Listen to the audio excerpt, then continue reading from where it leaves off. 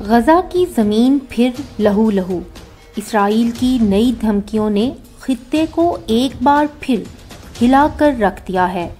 کیا یہ ایک نئے بحران کا آغاز ہے یا پھر امن کی کوئی راہ نکلے گی؟ اسرائیل نے غزہ پر حملے تیز کرنے کا اعلان کر دیا۔ اسرائیل نے کہا ہے کہ حماس کے زیر کنٹرول غزہ میں زمینی کارروائی سے پہلے مزید شدت سے بمباری کریں گے تاکہ اسرائیلی افواج کے لیے خطرات کو کم کیا جا سکے۔ غزہ کے شمالی علاقوں سے انخلاء کے لیے الٹیمیٹم دیتے ہوئے کہا کہ جو شہری جنوبی غزہ منتقل نہیں ہوئے انہیں حماس کا حامی سمجھا جائے گا۔ اسرائیلی فوج نے دھمکی دی کہ شمالی غزہ میں الٹیمیٹم کے بعد بھی رہ جانے والے فلسطینی شہریوں کو بھی نشانہ بنایا جائے گا۔ شہری حماس کے لیے انسانی ڈھال نہ بنے۔ ادھر الٹیمیٹم مکمل ہونے سے قبل ہی اسرائیل نے غزہ پر بمباری جاری رکھی ہوئی ہے۔ اگر آپ نے ابھی تک عزیز نیوز کو سبسکرائب نہیں کیا تو سبسکرائب کریں۔ اسرائیل کی جانب سے فلسطینیوں پر مظالم تھم نہ سکے۔ اسرائیل کے غزہ پر حملے 15ویں روز بھی جاری ہیں۔ اسرائیلی بمباری سے شہید فلسطینیوں کی تعداد 4305 ہو گئی ہے۔ شہداء میں 1756 بچے اور 976 خواتین شامل ہیں۔ غزہ میں اسرائیلی بمباری سے 13,651 فلسطینی زخمی ہوئے، جبکہ ہسپتال پر اسرائیلی حملے کے بعد سے طبی سرگرمیاں بھی بند ہیں۔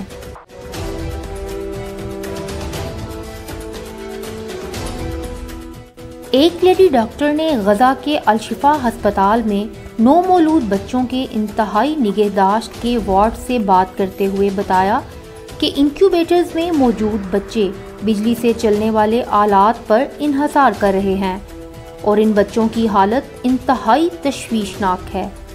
بجلی سے چلنے والے انکیوبیٹرز اور بچوں کو گرمائش فراہم کرنے والے سسٹم بند ہو گئے تو بچے ٹھنڈ سے مر جائیں گے۔ غزہ میں لاکھوں افراد بجلی، پانی اور خوراک کے بغیر زندگی بسر کرنے پر مجبور ہیں۔ رفح کراسنگ سے صرف 20 ٹرکوں کو امدادی سامان کے ساتھ داخل ہونے کی اجازت دی گئی ہے۔ مصر کے فوڈ بینک ترجمان نے BBC کو بتایا اس وقت سرحد پر 120 ٹرک امدادی سامان لیے کھڑے ہیں اور ترکی سے 7 یا 8 سامان بردار طیارے آ رہے ہیں۔ ان کا کہنا ہے کہ ہم بہت فکر مند ہیں کیونکہ ہم یہ جانتے ہیں کہ سرحد کے اس طرف غزہ میں لوگوں کے پاس پینے کا پانی، کھانے پینے کی چیزیں، دوائیاں، کمبل اور ضروری اشیاء تک ختم ہو چکی ہیں۔ پاکستان کی جانب سے فلسطینی عوام کے لیے پہلی امدادی کھیپ روانہ کر دی گئی۔ فوج اور نیچرل ڈیزاسٹرز مینجمنٹ نے فوری طور پر غزہ میں امداد کی پہلی کھیپ اسلام آباد سے براہ راست مصر روانہ کر دی۔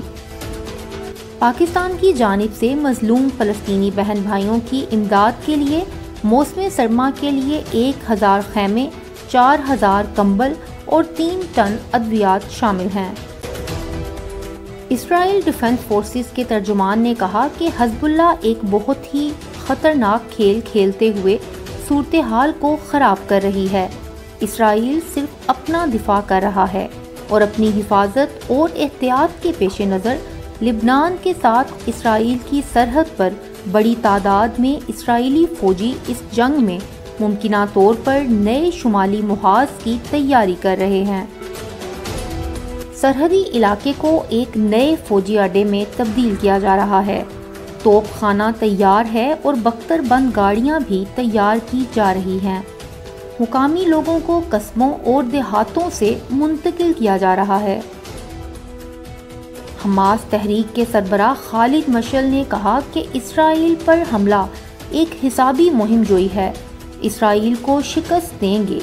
قیدیوں کی تعداد کی تفصیلات صرف القسام بریگیڈز کے پاس موجود ہیں اور ہمارے پاس کافی اسرائیلی فوجی قید ہیں جس پر ہم اپنے قیدیوں کے لیے مذاکرات کر سکتے ہیں۔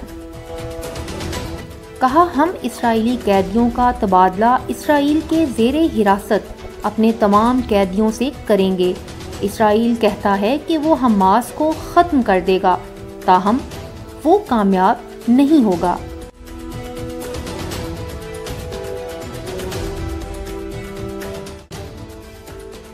اگر آپ کو یہ ویڈیو اچھی لگی ہو تو عزیز نیوز کو سبسکرائب کریں اور بیل آئیکن کے بٹن کو پریس کرنا نہ بھولیں۔